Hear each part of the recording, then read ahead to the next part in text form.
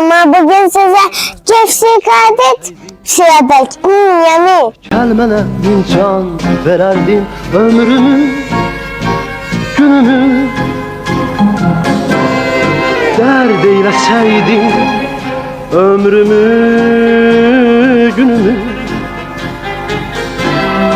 Derman vererdim ömrümü, günümü.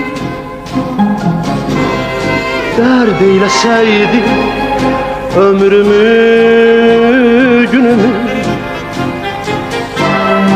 Derman vererdim.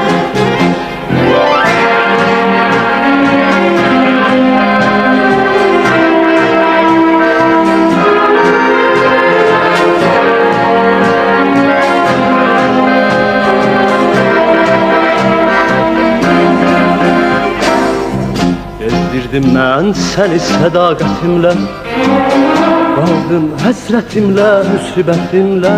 Gönlümü alsaydın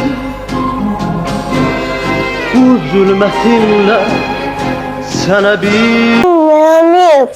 Çok yaşamışım sana. Hamıdan yaşar. Hiç görürsen kimi sevimi ayağımı.